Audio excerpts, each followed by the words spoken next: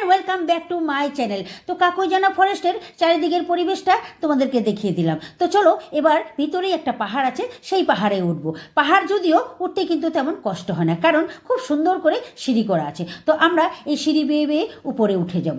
উপরে একটা সুন্দর শিব মন্দির আছে, সেটাও তোমাদেরকে দর্শন করাবো।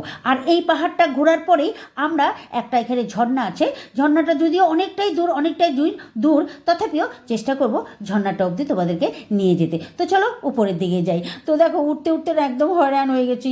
তো তা বলে কি হবে, না থামলে তো হবে না। তো ফাইনালি আমরা পাহাড়ের একদম টপে এসে পৌঁছে গেলাম। তবে মন্দিরটা ভিডিও করতে পারলাম না, কারণ কনস্ট্রাকশনের কাজ চলছে, তো সেখানে ঘেরাও করা আছে, যেতে দিচ্ছিল না।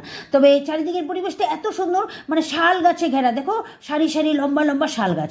তো পাহাড়ের সৌন্দর্য দেখলাম। চলো এবার ঝর্ণার দিকে যাই। তো ঝর্ণার রাস্তাটা না একদম নিরিবিলি। তো আমরা মাত্র 3 জন মিলে ঝর্ণার দিকে যাচ্ছি। তো যেতে যেতে না হঠাৎ একটা এমন দৃশ্য চোখে পড়লো, সত্যি আমরা খুব ভয় পেয়ে গেলাম। দেখো একটা লোক দেখলাম, একদম মাথার থেকে পা পর্যন্ত জটা, খালি পায়ে, কোমরে একটা ভোজালি গাঁথা আছে। দেখো তো লোকটা না মুখে বিড়বিড় করছে। তো এই দৃশ্য দেখে সত্যি আমরা ভয় পেলাম। ভাবলাম না, ঝর্ণা অবধি আর যাবো না, কারণ ঝর্ণা খুঁজেই পাচ্ছি না, অনেকটাই দূর। তো ভাবলাম লোকটাকে যখন দেখলাম একটু কথা বলে দেখি। তো জিজ্ঞেস করলাম, খুড়া ঝর্ণাটা কত দূরে?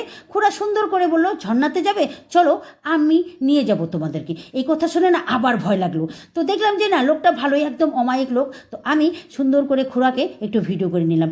আমাকে ভিডিও করতে দেখে না খুড়া খুব খুশি হলো। তো দেখো যেই লোকটাকে এতক্ষণ ভয় পাচ্ছিলাম, সেই লোকটা এখন বন্ধু হয়ে গেছে। তো বললাম একটু হেঁটে দেখান তো আপনার জটাটা, আমি ভিডিও করি। দেখো সুন্দর একদম মডেলিং করার মতো হেঁটে চলছে।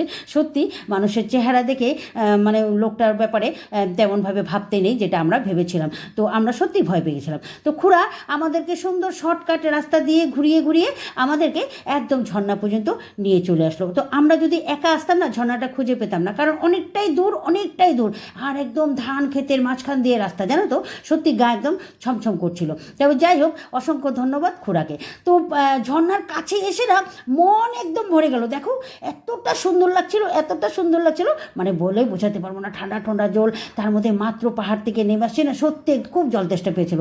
তো দেখো ঝর্ণার থেকে একদম টাটকা তাজা জল খেয়ে নিলাম। মনে হচ্ছিল কি চান করলে অনেকটাই শান্তি পেতাম, কিন্তু জামা কাপড় তো নিয়ে যাইনি, তাই চান করি নাই। যদিও আমার কিন্তু জামা কাপড় অনেকটাই ভিজে গেছিলো, কারণ আমি সেই ঝর্ণার জল দিয়ে অনেকক্ষণ খেলছিলাম, অনেকক্ষণ ধরছিলাম। খুব ভালো লাগছিলো। আমি মাথা টাথা ভিজে নিলাম, মুখ টুকগুলো ধুয়ে নিলাম, সত্যি খুব ভালো লাগছিলো। তো তোমরা যদি কখনো কাকইজানা পথে আসো, তবে কিন্তু এই ঝর্ণাতেও আসবে। ভিডিওটি ভালো লাগলে একটা লাইক কমেন্ট করে দিও।